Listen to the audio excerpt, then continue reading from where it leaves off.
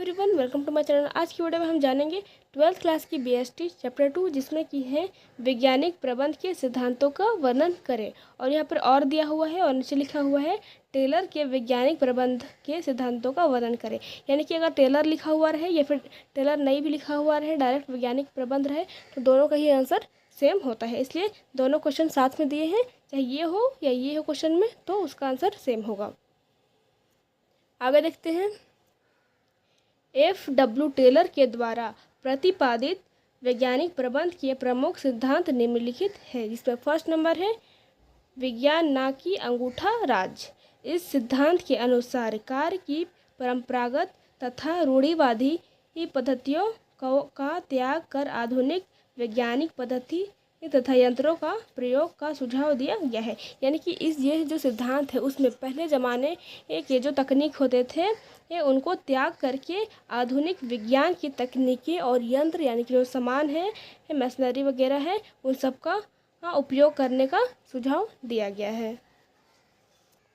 Second number है मैत्री ना कि मतभेद। इसके अंतर्गत टेलर के द्वारा यह स्पष्ट किया गया है कि संस्था में कर्मचारियों के बीच आपसी मतभेद ना होकर मैत्री की भावना होनी चाहिए और उन्हें संस्था के उद्देश्य के लिए काम करना चाहिए। यानी कि ये जो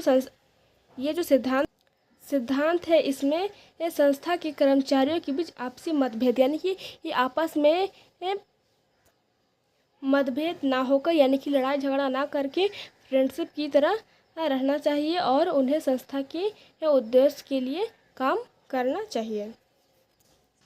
थर्ड है सहयोग ना कि व्यक्तिवाद। इस सिद्धांत के अंतर्गत व्यक्तिगत हित के स्थान पर सहयोग की भावना पर बल दिया गया है। टेलर के द्वारा यह स्पष्ट किया गया है कि न केवल कर्मचारियों में बल्कि कर्मचारियों और प्रबंधकों में भी सहयोग होना चाहिए। जो ऊपर में था उसमें था कि कर्मचारियों के बीच आपसी सहयोग होना चाहिए, फ्रेंडशिप होना चाहिए। और इसमें है कि कर्मचारियों में सिर्फ नहीं, कर्मचारियों और जो कर्मचारी है और जो मैनेजर है उनके बीच में भी ये आपसी सहयोग होना चाहिए, जिससे कोई भी प्रॉब्लम आने पे एक दूसरे से कांटेक्ट कर सकते हैं और प्रॉब्लम को सॉल्व कर सकते हैं। 4 नंबर है प्रेरणात्मक मजदूरी पद्धति। टेलर के द्वारा कर्मचारियों श्रमिकों को कार्य के प्रति अभिप्रेरित करने के लिए समय आधारित मजदूरी पद्धति के स्थान पर कार्य के आधार पर मजदूरी भुगतान का सुझाव दिया है। इसमें निर्धारित समय में कार्य समाप्त करने वाले कर्मचारियों को उचित दर से मजदूरी दी जाती है। इसके विपरीत वैश्विक श्रमिक जो निर्धारित समय में अपना काम पूरा नहीं कर पाते हैं, उन्हें निम्न दर से मजदूरी दिया जाता है। इस सिद्धांत में टेलर के द्वारा ये स्पष्ट है कि कर्मचारियों को कार्य के प्रति अभिप्रेरित करने के लिए, मतलब कार्य के प्रति मोटिवेशन या कार्य के लिए करने के लिए आकर्षित करने के लिए उनके आधार पर समय आधारित मजदूरी तथा कार्य के स्थान पर मजदूरी भुगतान का सुझाव दिया जाना चाहिए। इसमें यह निर्धारित होता है कि समय में जो कार्य है उसको समाप्त करेंगे तो कर्मचारियों को उचित दर पर, यानी कि हाई इंटरेस्ट मजदूरी मिलेगी, और जो कम काम करेंगे या समय पूरा नहीं कर पाएंगे तो उन्हें निम्न दर पर मजदूरी दिया जाना चाहिए। ये एक अच्छा सिद्धांत है कार्य को ज़्यादा करने के लिए, और इस पद्धति से कर्मचारी कार्य करने के लिए जागरूक होंगे। 5 नंबर है कार्य का वैज्ञानिक तरीके से वितरण। इसमें सही व्यक्ति को सही कार्य देने का सुझाव दिया गया है।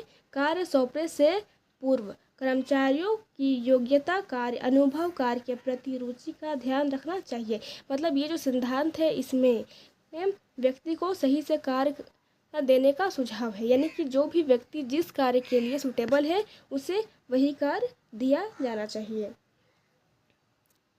6 नंबर है मानसिक क्रांति। मानसिक क्रांति के द्वारा प्रबंधकों तथा कर्मचारियों के सोच एवं विचारधाराओं में परिवर्तन के द्वारा समन्वय एवं आपसी मतभेद के साथ कार्य करने का सुझाव दिया गया है। यानी कि इसमें ये है कि प्रबंधकों तथा कर्मचारियों के सोच विचार एवं विचारधारा में परिवर्तन के द्वारा, मतलब अगर जो प्रबंधक है यानी जो मैनेजर है और जो कर्मचारी है अलग अलग सोच रहे हैं तो उनके सोचने से लड़ाई झगड़ा होने के चांसेस ज़्यादा हो जाते हैं। कि अगर कोई नेगेटिव सोच रहा है तो कोई पॉजिटिव सोच रहा है, तो उसमें ये समन्वय एवं आपसी सहयोग के साथ कार्य करना चाहिए। यानी कि ये जो विचारधाराएं हैं उसके चेंज होने से, कि अगर किसी को लगता है कि ये कार्य सही है या फिर ये कार्य करना चाहिए तो उससे लड़ाई होने का चांसेस बढ़ जाता है। तो ऐसा ना करके उसके स्थान पे समन्वय यानी कि अच्छे से आपसी मतभेद का सहयोग करके कार्य को करना चाहिए। यही होता है मानसिक क्रांति। Thanks for watching.